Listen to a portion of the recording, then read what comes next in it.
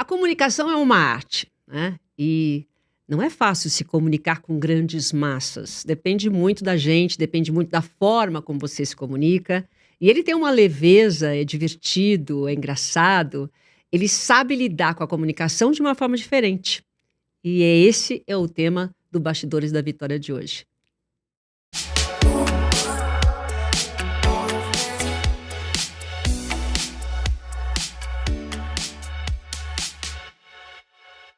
Bom, ele começou sua carreira como ator.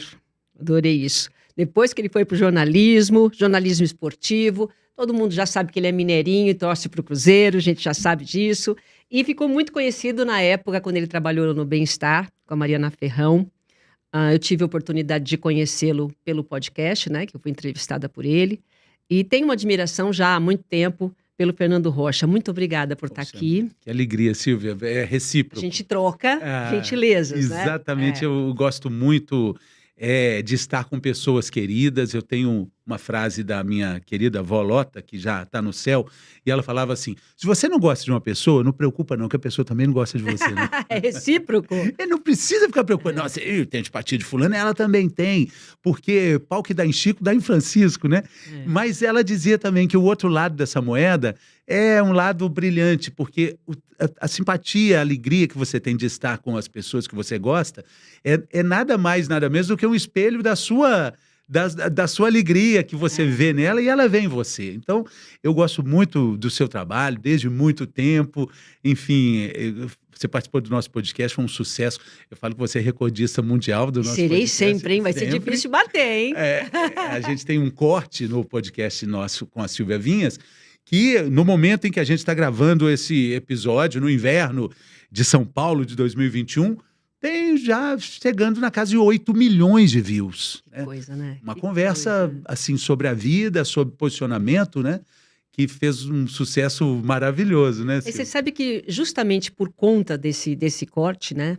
Que falando sobre o que eu penso sobre 50 a mais, é que eu resolvi abrir o podcast para outras vertentes. Então, não só esporte, agora eu falo também com a mulher, comunicação, saúde, né, o atleta.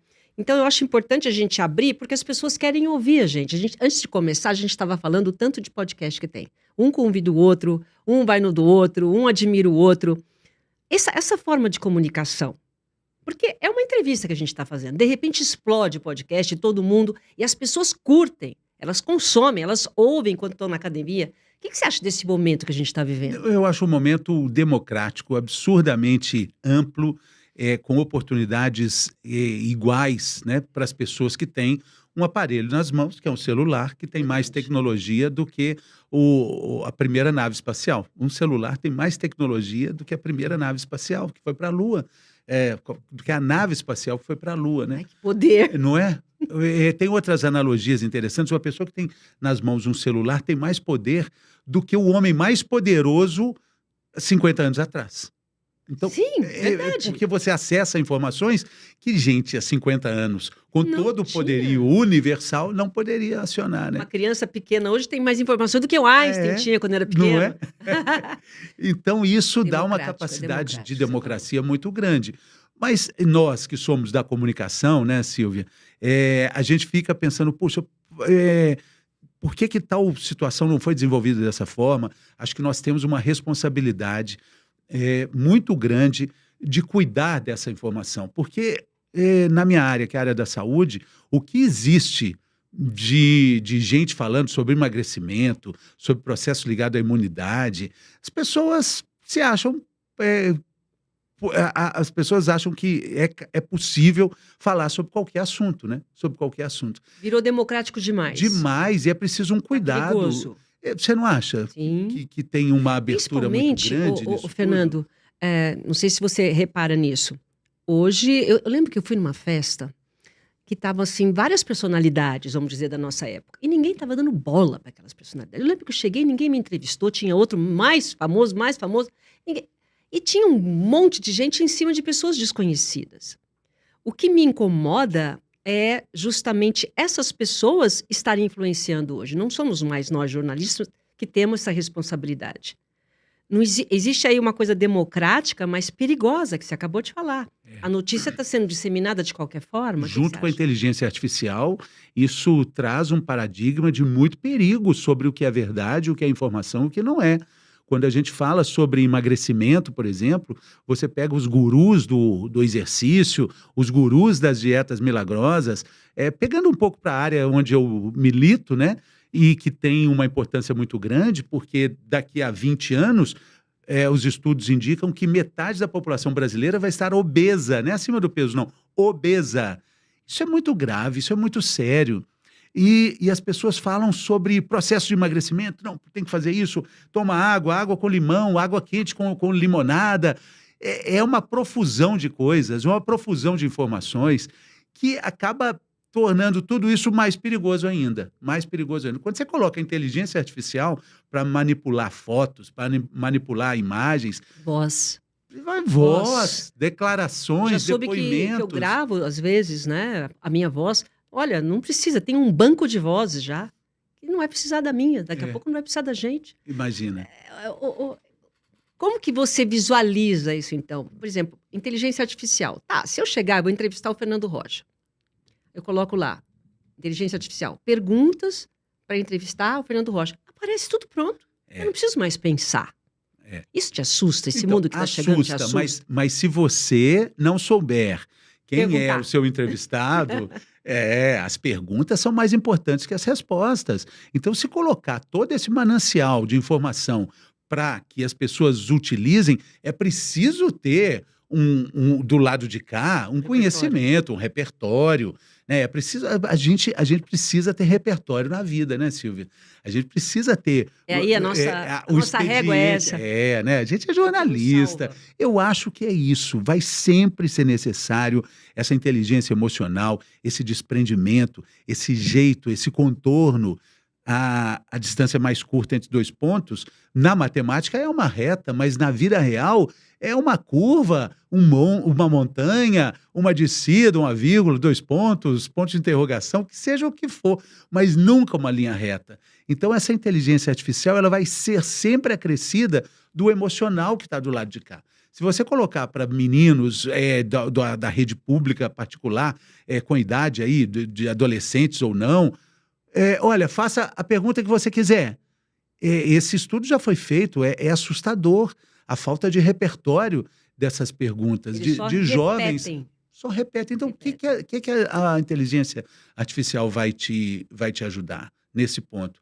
Eu acho assustador quando, por exemplo, a gente vê uma foto perfeita do Papa vestido igual um rapper, de capuz branco, igualzinho a ele, é o Papa. Você fala, nossa...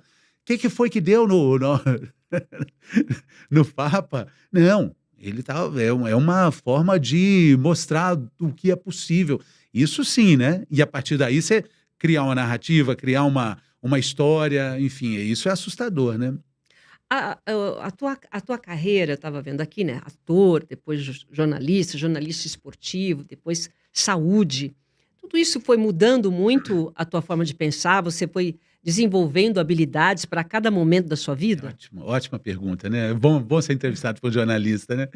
Ótima pergunta, porque o jornalista, Silvia, é o profissional que se educa enquanto trabalha. Essa é uma frase clássica para definir a nossa profissão. A gente não sabe nada, a gente está aprendendo enquanto está... vai de peito aberto e vai assimilando essas informações. E essa é uma profissão fantástica para a gente também estar entregue aos caminhos que o destino vai te dando, essa costura tão maravilhosa. Quando você olha para trás e vê ali você nas praias de Boa Viagem, fazendo aquele verão maravilhoso lá, do vôlei, né? É bom quando já conhece o que você fez no verão passado, né? Eu sei o que você fez nos verões passados. Então, aí depois você vai e fica amiga do Emerson Fittipaldi lá nos Estados Unidos. Imagina, qual a ligação que tem o vôlei de praia na praia de Boa Viagem com o circuito americano e o Emerson Fittipaldi tomando leite depois da vitória, o suco de laranja, como ele fez certa vez. Aí você vê que na sua carreira tem essa costura. Você tinha que ter estado antes em vários lugares para fazer essa mágica que esse universo fantástico cria e co-criamos depois, né? E que fantástico que é isso, né? Você passar pelos lugares onde você passou, viver as experiências. Tudo tem um propósito. Tudo tem um porquê. Para chegar até onde você está, né? E na hora você fala, não, mas o que tem a ver? Tem, calma. Eu gosto muito de entender isso, né? Que a vida é um filme que já aconteceu e deu tudo certo. E foi sendo assim com você? E foi sendo assim, o teatro... Meio de peito aberto ou você foi programado? Não era programado? Meio foi de indo? peito aberto, meio de, assim, até hoje também, guiado pelo sonho, guiado pelo movimento. Quem fica parado vira alvo, né? Você tem que estar em movimento. Adoro suas frases, sabia? Quem tá, não é verdade, você fica parado... E eu fui Isso é frase de gente que lê muito. Eu acho que a leitura é fundamental. Você lê muito. A leitura aumenta o repertório, aumenta a disponibilidade de argumento, né? E te dá também possibilidades de conhecer universos diferentes. A leitura é uma magia. Porque você imagina um cara que já existiu há milhões não, mas assim, muitos anos atrás. Ele tem uma ideia, ele coloca no papel, ele vai embora. Ele não existe mais e essa ideia vai reverberando gerações após gerações. E vem alguém nessa geração que concretiza, se eterniza. Concretiza, aí vira filme, vira teatro, vira conceito, vira inspiração de vida. O que é senão uma mágica? O que é isso senão uma magia fantástica, linda, né? Maravilhosa. E na minha vida, eu fui costurando essas vontades, essas emoções. Eu fui casado com uma Yara, assim como eu sou produtora, atriz de teatro fantástica. A gente tinha um sonho de vir para São Paulo. E eu também como ator de teatro, a gente queria viver isso. A gente casou muito cedo, com 23 para 24 anos. Era a minha profissão, né? Eu vivi essa profissão maravilhosa durante 10 anos, um pouco mais do que isso. Ator profissional, registro e tudo. E a gente veio para São Paulo, não deu muito certo, assim, essa vinda foi só mesmo um conhecimento de terreno. Depois depois eu me afastei do teatro, fui para o rádio, entrei para a TV Globo, e aí fui para Recife. Para Recife. Por isso eu sei das praias de Boa Viagem. Você estava lá? Não exatamente nessa época, mas depois, assim. E como, né, você e Luciano fazem sucesso lá até hoje, né? Porque o Luciano é muito querido por lá, né? Muito até hoje. Tinha as transmissões, né? Ao vivo. Ao vivo, a picanha do tio Dadá, que ele falava tanto. Fez muita gente famosa, Fez muita gente, E você estava ali naquele universo também, né? Você estava ali. Enfrentando do jeito que você está falando, indo. É para fazer, vamos fazer. Era assim na sua vida. E era assim, aí eu cheguei e falei assim, olha, Yara, a gente não vai para São Paulo direto, mas eu tenho certeza que a gente vai chegar em São Paulo. Vamos fazer esse atalho. Olha que legal. E aí eu fiquei lá uma temporada no Recife, ela acabou dando aula na UFPE. Você fez o quê em Recife? Eu fui fazer o Globo Esporte você fazia de Recife? O Globo Esporte do Nordeste, que legal. A Globo Recife ainda é menos agora, mas era a rede do Nordeste inteiro. Que bárbaro. Eu fazia todos os jogos. Foi convite, de Belo Horizonte para Recife. De Belo Horizonte para Recife. Isso mudou muito a minha vida, a forma de pensar. Imagina, pautas legais. Por que você vira um estrangeiro numa terra tão colorida, tão festeira, tão fantástica como é Recife, e você tem uma profusão de pautas, de olhares distintos, que te dá muito respaldo, né? Então, vamos fazer. Tua sensibilidade, né? Que trouxe do ator, aquela que coisa vem do ator, de prestar atenção. Um bom ator é o cara que presta atenção. Então tem coisas assim, imagina, você que conhece boa parte do mundo, quando você chega, aí você vê, nossa, é diferente, né? A descarga do banheiro é diferente, a toalha é colocada de um jeito diferente, o chuveiro é diferente, o jeito de pagar as contas. Nossa, que legal, isso é assunto, isso é pauta, né? Isso pode ser legal para contar. Né? Ainda mais nesse mundo de redes sociais. Já era lá naquela época, imagina hoje, né? E, de fato, de Recife a gente chegou em São Paulo. Do Recife a gente acabou chegando em São Paulo. Essa tua paixão por esporte vem dessa época? Vem dessa época até anterior. Antes de ser apaixonado pelo esporte, sou apaixonado pelo Cruzeiro, né? Meu pai chegou a ser presidente do Cruzeiro. Legal. E você imagina você torcer para um time que seu pai foi presidente? Alegria demais, Só faltava não torcer, né? Só faltava não torcer, mas meu pai, meu avô, enfim. Tudo bem que eu tenho um irmão atleticano, mas esse aí acabou... Tem sempre alguém que é o contraponto. O contraponto. Mas eu, antes de gostar do esporte, eu gostava do Cruzeiro. Então eu comecei a trabalhar em rádio, eu ia para as transmissões, eu ia para ver o Cruzeiro. Imagina aquela alegria, entrar em campo pela primeira vez, sentir a grama, sentir o barulho da bola. E nada supera isso, ali no gramado, a rede do Mineirão. Nossa, alegria demais, alegria demais. Mas eu estava ali no encanto de um torcedor. Claro que isso vai também se acabando um pouco, porque esse encanto você vê ali no dia a dia é mais difícil, né? O jogador não é tão torcedor como você, lógico, não deve ser e nem precisa ser, porque ele é um profissional, mas tem torcedor que é jornalista, né? Tem jornalista que é torcedor. Isso acontece muito e não tem nada de errado nisso. E, inclusive, não tem nada de errado Inclusive, não tem nada de errado o jornalista falar o time que ele torce. Eu sou dessa vertente. O Luciano, por exemplo... Né? Mas é muito fácil falar que você torce para Ponte Preta, né? Vai falar que você torce para o Corinthians. Mas se fosse diferente, ele falaria, você acha? Se fosse diferente, ele falaria? Eu acho que falaria. Não sei pela posição, tem que falar que torce pela seleção brasileira. E aí fica uma coisa... Porque você mexe com paixão. A Ponte Preta, futebol, você mexe com paixão. Nunca ganhou um título, né? Desde a época do Luciano, talvez o time mais antigo do Brasil, um dos, né, que nunca ganhou um título. Ô, Fernando, mas aí essa paixão, quer dizer, porque você muda, eu estava acompanhando um pouco a tua história, você vai mudando e você vai desenvolvendo essas habilidades, porque você está no esporte. A gente tem que estudar muito para ser do esporte, tem que estar ali, é dia a dia, ainda mais se for setorista, não sei se você foi setorista, mas aí depois você vem... Aí você vai para o bem-estar, você vai para a saúde. Muda muito, né? Circunstâncias aí você vai vida, dançar né? no Faustão, sabe? São coisas que né? são desafios, né? Você vai deixando a vida acontecer. Não, exatamente. Essa dimensão que a gente tem, as rédeas nas mãos, ela nunca pode ser perdida. Você está com as rédeas. Tudo bem que o destino vai te levar e te apresentar paisagens fantásticas, mas a rédea está na sua mão e você é protagonista da sua vida. De escolha. Exato. Isso ou não. Exato. E pelos riscos que uma coisa define na sua vida ou não, né? A vida está sempre se abrindo em Y ou seguindo em I. Mas a gente nunca sabe qual é a escolha certa. Não, e nunca vai saber, vai saber. Mas isso é maravilhoso, não é? A gente nunca vai saber. É a adrenalina da vida, né? Isso é muito bacana, porque, por mais que você pondere, tem aquela coisa do desconhecido. É o seu coração que vai saber, né? Mas você estava no esporte, de repente teu coração foi para onde? Meu coração também, porque foi o seguinte, quando eu venho para São Paulo, a vida foi muito maravilhosa nessa época, mas eu acabo me separando da Yara e acabo tendo assim uma vida muito atribulada de compromissos fora de São Paulo, uma agenda completamente fora da lógica. Como jornalista.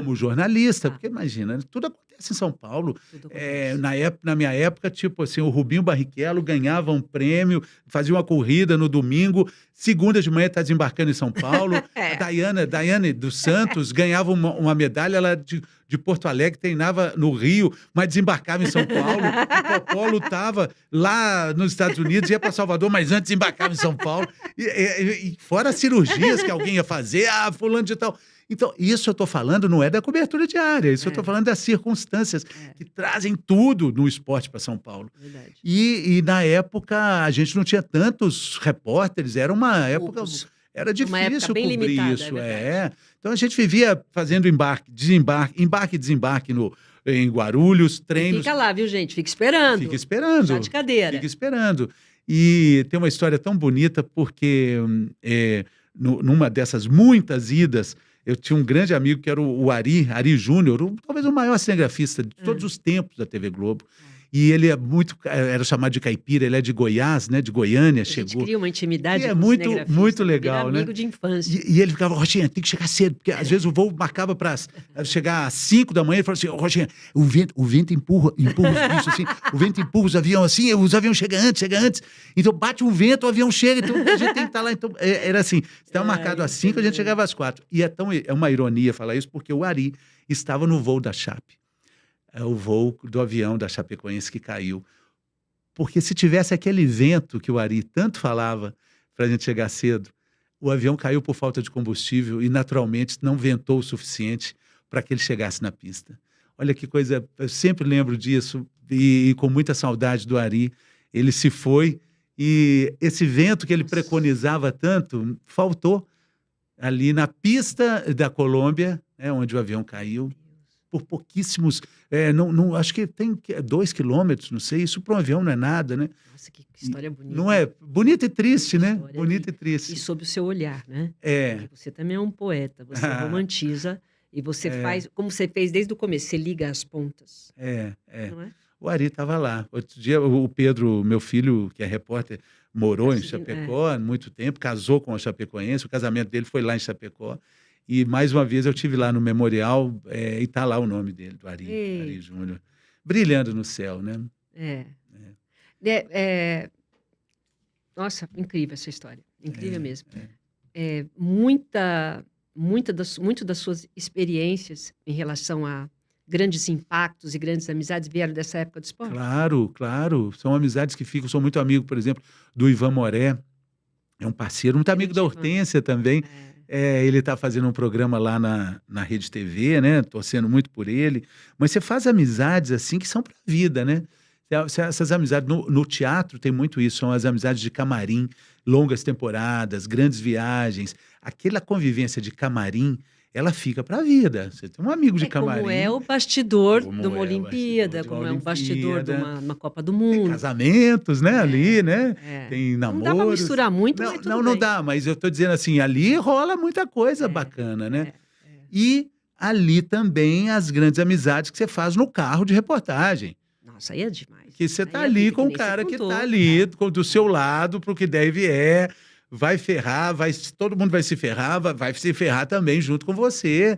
Né? Assim, que você lembre uma mais marcante, uma coisa que, fora essa que você contou, que realmente é emocionante, mas dessas coberturas, alguém que você gostaria muito de conhecer e você conheceu, que você marca? Olha, assim, eu tenho uma história muito legal, que, assim, que é de uma cobertura que marcou muito a minha carreira, que é sobre o incêndio o avião da TAM, que foi no dia 17 de junho. Aqui, quando de não julho. Aterrissou? Foi embora? E foi 2007, depois a gente... Um pouquinho antes. A gente vai ver o dia da... Mas esse acidente da TAM, eu fazia muito... porque depois que eu saio do esporte, eu vou para geral. Depois eu vou contar a história por que eu saí do esporte. Porque eu estava com a vida toda atribulada, eu precisava de uma agenda minimamente satisfatória. Eu precisava, por exemplo, saber a hora que eu podia marcar um médico, um dentista. Você não tinha vida. Não tinha vida. Eu estava em Manaus fazendo um evento do Esporte Espetacular, voltava. E tinha que ficar com os meninos, recém-separados. E aí eu falei, olha, eu preciso de dar uma acomodada ali. E na época o meu chefe, o Marco Mora, ele falou assim, Marco Mora, que hoje também é outra estrela que está lá no céu, né? Um querido, me ajudou muito nessa transição, porque a chefe da geral do jornalismo era a mulher dele, a Cristina Piacentini. Então eu costurei ali com a Cris e costurei com o Marco Mora. E eles que se costurassem lá em casa, os dois, né? E deu tudo certo, eu consegui fazer essa transição, mas no último dia, o Barba, que era o faz-tudo lá do Marquinho, Marquinho falou que não quer que você vá, não. E que se você for, não tem volta, não. Que você vá para onde? Não vá para geral. Eu estava saindo do esporte e indo para geral. É quase como mudar de emprego. Geral, você diz... Geral é o jornalismo. Entretenimento geral. Jornalismo. O jornalismo. Ficar à disposição. O que não é esporte. Aí estão falando de Bom Dia São Paulo, SPTV. Eu quero ficar livre. Muita gente faz essa transição. Nem é para ficar livre. Você vai pegar outras buchas, né? Outros tamanhos de bucha. Segmento do Eu queria ter uma vida organizada. Eu precisava de uma organização. Eu precisava de novos ares. E olha que legal. Fazendo essa mudança, eu estava indo para um lugar que era para onde eu ia de fato, que seria, alguns anos depois, 4 anos depois, no Bem-Estar. 4 anos demorou? Mas até esses 4 anos você ficou fazendo matérias? Matéria de tudo quanto é coisa. Matéria de asfalto, de rua, de bueiro, de rebelião, de receita. Mas fui imprimindo um estilo ali. Eu fui imprimindo, eu e o Canuto, né? O Canuto fazia aquelas coisas todas. Eu não usava terno, não usava gravata. Então tinha uma coisa ali que eu sabia e eu gostava de fazer, que era conversar com as pessoas, que era imprimir ali uma digital. Uma coisa mais leve. Mais leve. E estando ali, foi assim que um dia... Da TAM, né? Eu fazia muito o copy. E você fazia o copy de manhã, e normalmente quem fazia de manhã na hora do Bom Dia, fazia também no SPTV. MGTV porque eu sou mineiro, né, gente? Então, Aí o SPTV, você subia e aí tava, né? Congestionamento, sentido Lapa, Penha, Penha, Lapa. Na verdade é isso, qualquer hora que você subir vai ter congestionamento na Marginal, sentido bairro, centro, bairro. Você pode falar das diversas formas. E nesse dia, eu já tinha feito no Bom Dia, São Paulo, já tinha feito no SPTV. O acidente. Não tinha acidente ainda. Era um dia 17 de julho de 2007. Era o dia 17 de julho de 2007. Eu já tinha trabalhado de manhã, tinha trabalhado à tarde, e tinha à tarde, para o SPTV, eu estava liberado. Mas por volta de 5h30, quando eu já estava indo embora, o chefe de reportagem fala assim, Fernando, trombou um avião, tem uma batida de um ônibus, de um caminhão, num poste lá na Washington Luiz. Você não quer? Sobe com o copo lá, só faz essa imagem, fala o que está acontecendo. Eu falei assim, estou indo embora. Eu tô indo embora. Ele falou, não, tô achando, cara, eu tô sentindo, acho que tem que ser você. Eu falei, mas tem um estagiário aí, fala pra ele, é só pra subir. Eu quero horário na minha vida. Eu cheguei de manhã, ele falou assim, sobe lá. Eu falei, tá bom. Aí fui com um grande amigo, o Magrão, que hoje tá aposentado, mora na praia. Magrão, sobrou pra mim, cara, vamos lá. Tá bom.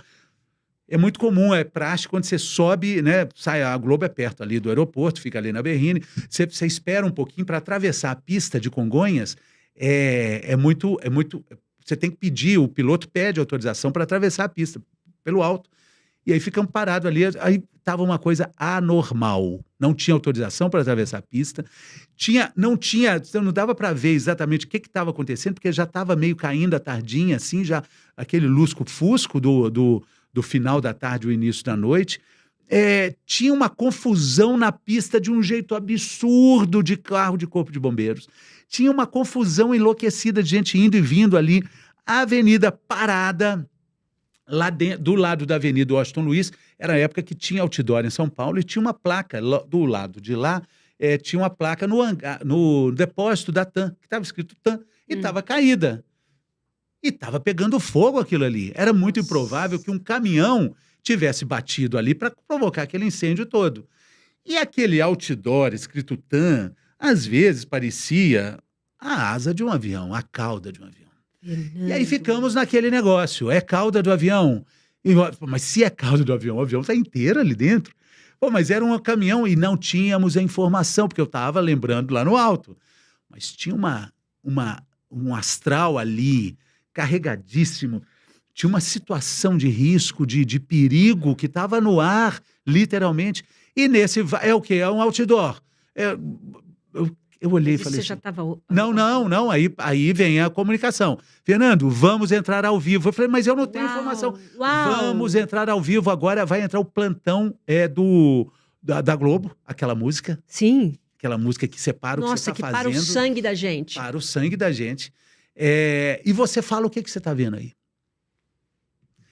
E aí entra quem? William Bonner. Acidente no hangar da TAM, no aeroporto de Congonhas, em São Paulo. Aí você ficou sabendo aí. Mas ali, ligando os fatos, os pontos, era muito evidente que tinha um avião ali. Eu não tinha informação, mas você tinha a emoção de estar ali olhando. Eu tinha a emoção de estar ali, parecia um outdoor. E o cara falou assim, é um outdoor. Ficava o piloto e o Magrão, que era o câmera, é um outdoor. Não, é a cauda do avião, é um outdoor e cada vez escurecendo mais. Entra o William Bonner. Acidente no hangar da TAM, em Congonhas. Não há vítimas. O repórter Fernando Rocha sobrevoa o local e tem as informações. Ai, Fernando! Eu tenho as informações. Só quem passa ao vivo sabe o que é isso. Eu não tinha informação nenhuma, eu tinha a emoção de estar ali vendo o que eu estava vendo. E você sabe que não é comum você desmentir o William Bonner no ar depois de uma vinheta como essa. Claro que não. Mas mesmo assim eu respirei, isso tem até hoje no YouTube, tem essa fala minha, eu digo, olha, Bonner, é difícil descrever o que a gente está vendo aqui. Parece impossível o que aconteceu, mas é o mais provável. O acidente não é no hangar da TAM, dentro do aeroporto, é em um depósito que fica fora, do outro lado da Avenida Washington Luiz, uma das mais movimentadas, que liga a região norte com a região sul de São Paulo. Ela é enorme, e nesse ponto o avião sai da pista, atravessa Washington Luiz e está em chamas dentro desse depósito E o que a gente vê ali caído não é um outdoor, é a cauda do avião que está totalmente pegando fogo. Nossa, é o que você estava vendo. O que eu estava vendo. Aí o Bonner... Ok, Fernando, a gente volta daqui a pouco com outras informações. Ué, por que ele te cortou? Não cortou não, ele falou assim, vamos apurar então, eu já dei a informação. Dito isso, o meu amigo Magrão chega e fala assim, eita, eu acho que é o outdoor mesmo, viu? Eu falei, então abre a porta que eu tô pulando, é agora. O que eu vou fazer? Fernando! Eu vou pular, Magrão. Mas, infelizmente, ali era o maior acidente da aviação civil da história do Brasil. Hoje. Até hoje. Tinha 223 pessoas ali dentro, fora as outras que morreram porque estavam ocasionalmente ali. Foi uma tristeza muito grande. Eu até gravei agora um documentário, participando de um documentário, que vai estrear em breve, chamado Congonhas, que conta essa história, e eu conto isso lá no documentário. Ô, Fernando, isso para você, quer dizer, hoje você analisando de fora, o que te levou àquilo? Você acha que era o destino? Era uma coisa que você tinha que passar? Como é que você encara? Batismo de fogo. O batismo de fogo, literalmente. Foi muito importante para meu crescimento. Porque você teve que enfrentar seria muito mais fácil. Seria muito mais fácil eu falar. Estamos averiguando, tem uma confusão muito grande. Dentro o movimento na pista, olha como está. A gente mostra lá os bombeiros, a gente não sabe o que aconteceu. Porém, do outro lado também tem um incêndio, vamos apurar. Não sei nada. Deixar tudo vago, você deixou a emoção mesmo falar. Olha, não era isso que eu estava vendo. Teve um episódio ligado ao esporte que você com certeza lembra, e que a Globo foi muito prudente, mas prudente em excesso. Nesse caso, eu não estava, quem estava era o Abel, eu estava fazendo a reportagem. Então, eu não tinha nenhuma comunicação ao vivo, nem nada. Foi quando o Serginho, jogador do São Caetano, morreu. Ele morre, durante o jogo. Durante o jogo. Eu estava no ar. Eu tive que falar no ar também. E você teve que falar no ar. Mas você deu chamar a informação médico, de que ele morreu, ele estava morto no gramado, né? Ele estava morto no gramado. Aquele desespero dos jogadores ali era nítida, a situação era nítida, ele tinha morrido. E todo mundo sabia, a Band foi e falou, e a Globo segurando. Foi a última a falar. Foi a última. O Abel estava lá. Para ter essa prudência. O Abel estava transmitindo, ter essa prudência. Falou, olha, morrer é muito sério, né? Assim, morrer é talvez a coisa mais definitiva que tem, de fato. Para você falar... Mas aí você pensa, poxa, se o Abel tivesse essa ousadia que você teve. Não, então, eu tive, mas é completamente diferente a situação, né? Porque eu não estava seguindo ordem nenhuma, eu não estava seguindo nenhum protocolo, né? A não ser a minha emoção, a minha experiência. O Abel estava ali com 200 pessoas falando no ouvido dele. Não é fácil, não é fácil. Né? Tinha que ter alguém que fala assim, fala que morreu ou não, né?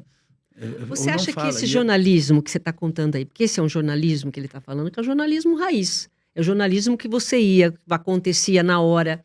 Você vê hoje, você tem o teu filho, você vê hoje essa geração passando por isso ou era um jornalismo diferente? Hoje todo mundo é jornalista, né? Não é? Todo mundo é jornalista, todo mundo vai mostrar uma coisa, tudo é conteúdo para o Instagram, tudo... Então é muito difícil falar sobre... Vazio, né? Muitas vezes. Vazio. Tem um vídeo que meus meninos me mostram, que é muito engraçado, que é uma briga numa comunidade, e aí começam duas mulheres brigando, e aí vem um outro cara, tenta separar, e aí a briga vira uma coisa generalizada, mesa voa para tudo quanto é lado, e supostamente tem um cara, que é o autor do conteúdo, que está narrando. E eu mostro para eles me mostraram brincando, e eu falei, falei principalmente pro Pedro, olha a falta de repertório, o que é? O cara só fica assim, eita porra! Eita porra! Eita porra! Eita porra! Ele não sabe o que é. Quando tem que falar, eita porra! Eita! Ele está tão assustado quanto a gente, mas ele não tem uma palavra diferente para falar. Ele não sabe usar um verbo. Ele não sabe novas conjugações. Não é culpa dele, ele só não sabe, ele está ali. Mas é isso que acontece. É isso que está faltando hoje. Você não sabe quando é que você vai ser exigido ou não, né? Quando é que você vai ser... Você tem que descrever a situação. Eu lembro muito disso, de uma das primeiras matérias que eu fiz na Globo em Minas. Eu fui cobrir um incêndio numa fábrica de balas. E eu fiquei completamente perdido, fogo para todo lado, bombeiro e um cinegrafista muito bacana, Ricardo Moss. Eu completamente desorientado, ele me segurou e falou assim, rapaz, seguinte, eu tinha que entrar ao vivo, eu tinha que fazer alguma coisa. É muito difícil. E ele falou assim, o que você está vendo? Olha lá, o que você está vendo? Fogo, incêndio, gente, bala queimando, teto caindo. Você não está vendo isso? Fala o que você está vendo, é mais simples do que parece. Mas esse fala que você está vendo bem o repertório de um homem que se preparou, que lê, que tem o que falar, sabe descrever, tem um senso crítico, tem uma preparação aí que é feita para a hora desse momento que vem, que é o ao vivo. Você tem que enfrentar aquilo. Porque senão fica eita nós, né? Para não falar outra coisa. Eita. Essa diferença de jornalismo, porque inclusive eu entrevistei o Olivério Júnior, ele falou, Silvia, eram 5, 6, 7 no esporte, era o Cabrini, era o Datena, eram sempre, como a gente falou, eram poucos que estavam fazendo. Então, hoje a informação está disseminada nas redes sociais, a forma de se comunicar. O jornalismo, ele está com quais desafios? Quais são os maiores desafios hoje para a gente colocar o jornalismo numa plataforma aí?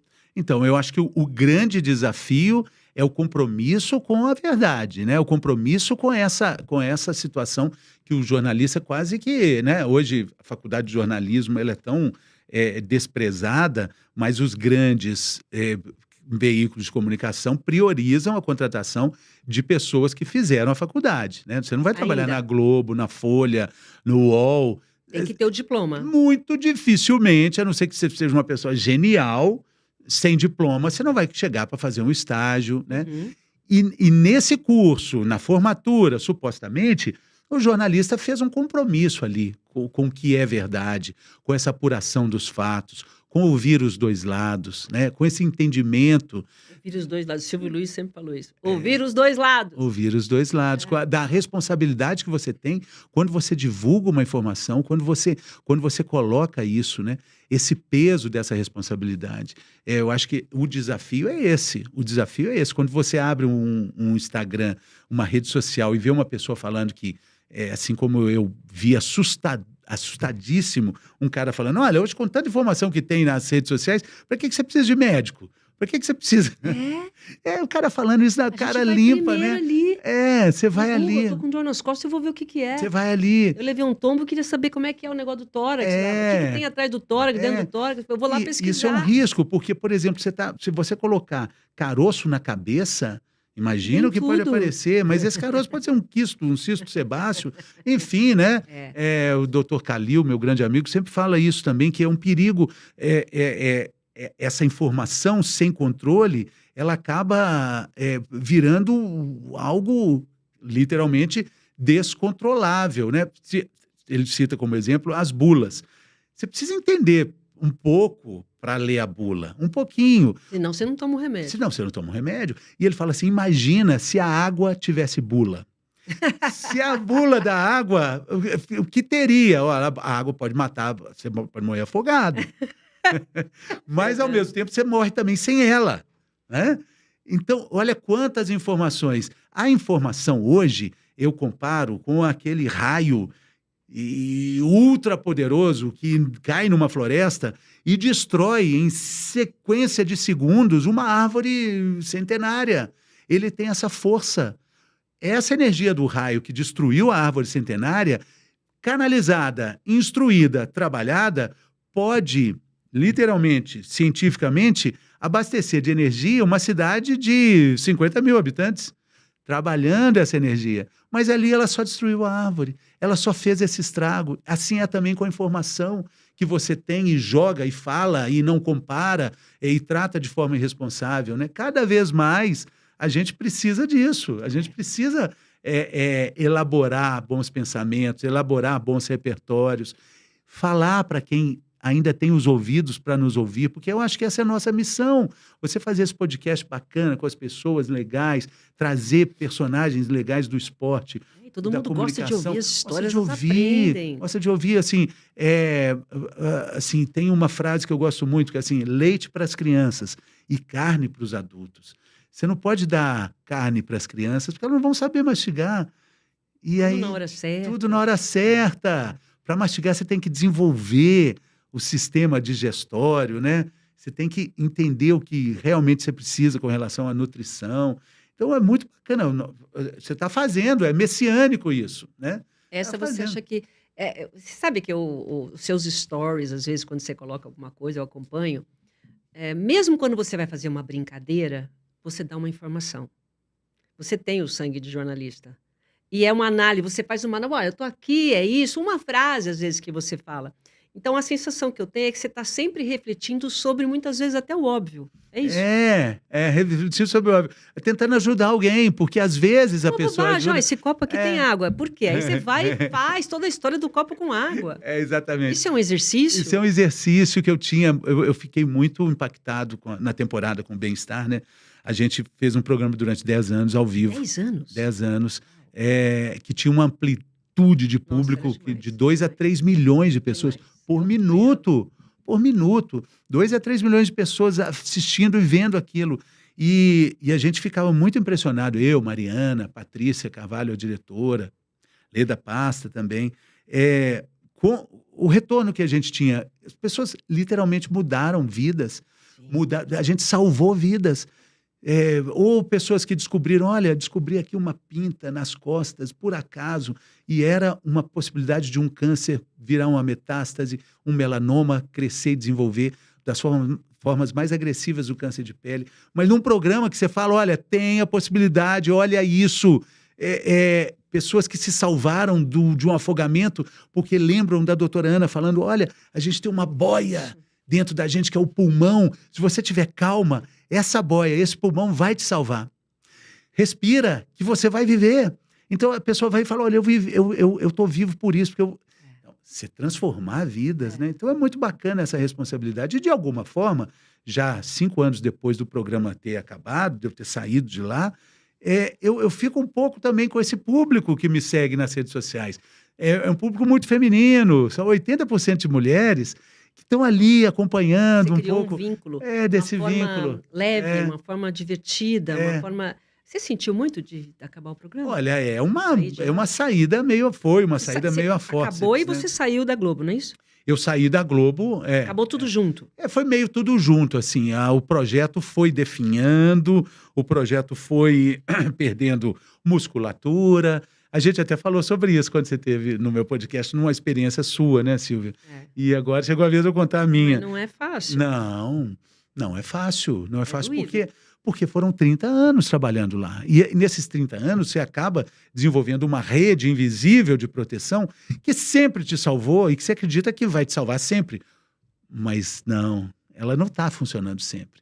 E aí que entra essa questão da gente achar que o emprego é uma garantia que você tem. Não é uma garantia. A garantia é você, a garantia é a sua certeza de que você pode virar o jogo. Mas quando você está debaixo de um cobertor quentinho, igual é o da TV Globo, você não vai pensar em autonomia para virar possíveis jogos. Não, eu vou ficar ali, eu vou ficar ali. E é algo que eu coloco também no livro que eu escrevi depois, que fala sobre como ser leve em um mundo pesado, de você entender assim, os sinais que a vida vai te dando. A gente não vê os sinais. A gente não quer ver. A natureza, ela está cheia de sinais. E em algum momento da nossa história, como humanidade, a gente se desvincula desse entendimento de que nós somos natureza. A gente, eu preciso ficar com a natureza. Mas fica com você é a natureza. Você você, todos nós somos natureza. Então, mas a gente acha que a gente não é parte disso. E quando a gente entende que a gente é parte, que a gente é uno, que existe essa unidade, a gente entende que os sinais servem para todos nós. Tem sinal quando vai chover, tem sinal quando vai parar de chover. A gente está no inverno, sinais que o inverno está chegando, sinais que vai fazer frio ou não. A natureza é cheia disso, porque o mundo corporativo não vai ter também esses sinais. Mas você não percebeu esses sinais? Não. Porque você estava ali nadando de braçada, 3 milhões por minuto, vivenciando Globo. Infeliz. Eu estava, eu estava infeliz com a situação que as coisas iam tomando, porque precisávamos de reações que a gente já não tinha mais. Entendi. Mas eu não entendia. E era tão óbvio, porque eu pensava, bom, realmente o programa está sem fôlego, mas vai ter algum lugar para mim. Eu pensava isso. Em contrapartida, eu também pensava, não tem nenhum lugar que me cabe mais, porque eu já tinha feito de tudo. Eu só não tinha feito novela, mas tudo mais. em todos os programas, eu já tinha, todos os setores. Mas e aí, essa bagagem toda maravilhosa? Eu conversei com o Moacir Franco sobre isso, porque o Moacir Franco falou, quando ele saiu do SBT, ele falou assim, depois que você passa por todos os setores, quando você está com um repertório maravilhoso, aí você não serve mais? A gente tem que procurar essa essência, porque aí quando você está pronto, você não serve mais? Não serve mais para eles, assim, mas você perdeu, assim, olha que legal isso. Essa percepção, talvez não sirva mais para aquele momento, para fazer o que você está fazendo. Mas tudo, eu falo isso no livro e na minha palestra também, que é o seguinte, eu vou enumerando qualidades. Eu tenho facilidade para comunicar. Psicologia positiva. Eu enumero 20 qualidades, Silvia, eu vou falando. Vou fazer isso. 20 qualidades, pode falar, pode fazer. E aí eu falo, olha, elas são fundamentais para me formar, para saber o que eu sou hoje. Porém, quando eu sou demitido da TV Globo, eu tenho a sensação nítida, clara, perfeita, de que todas elas vão embora. Todas elas somem quando some o Fernando da Globo. Aí que está o engano. Elas não sumiram. Elas estavam ali comigo, adormecidas. Elas precisavam de um despertar, como eu também. Mas quanto tempo você demorou para despertar isso? Aí é de cada um. Mas esse despertar, ele é diário, ele é um exercício da vida, porque você desperta junto com essas qualidades. Você desperta junto com sua autoestima, com a sua capacidade de comunicação, sua capacidade de improviso, com a sua forma de ver a vida. Se elas não estiverem com você no dia a dia, você não despertou junto com elas. Então é um exercício, porque a autoestima vai lá embaixo, né? E você perde ali junto com o crachá, você perde muitas dessas qualidades que te deixam ali autoestima, com firmeza para enfrentar a vida. Mas a vida está ali para ser enfrentada de outras maneiras. Quando eu descubro que eu não sou o meu crachá, que eu perdi apenas o emprego, eu não perdi o trabalho, eu não perdi as qualidades, aí vem essa virada. Aí nasceu o novo Fernando. Nasceu o novo Fernando. Porque eu era o Fernando da Globo, o Fernando do bem-estar. Até hoje, se eu vou no self-service, vou lá comer um negócio, ê, bem-estar, essa picanha aí. Eu falo, tá estragada? Não pode comer não, picanha? Você tá pagando para mim? É o Fernando do bem-estar, o Fernando da Globo. A gente tinha uma casa lá em Ibiúna, lá no condomínio, eu vivia essa vida de apresentador da Globo, né? Sim. Eu parava o carro do lado do carro do Thiago Leifert, do lado do César Tralha, eu tinha o estacionamento cativo, só não era igual lá no SBT, que tem as estrelinhas com o nome, mas só faltava isso. Então eu tinha que ter um carrão. Tinha lá na Band. Não é?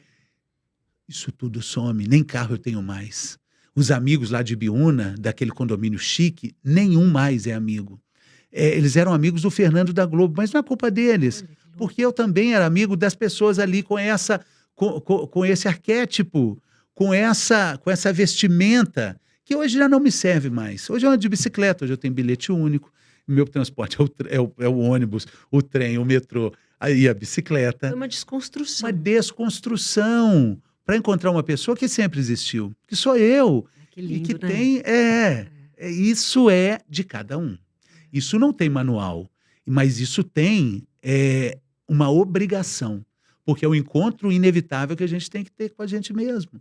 E se você ficar buscando e procurando e dando cabeçada em muro de concreto... E dando murro contra aquilo... Você não vai conseguir. Mas é um processo, Mas né, às vezes você precisa desse chicote da vida, né? De novo, aquilo que a gente falou no início, essa costurinha que é feita e que não faz sentido em alguns momentos, ela faz sentido no ponto de vista geral, no plano geral, na vista aérea, né? Aí você vai entender. Você acha que tudo é um plano?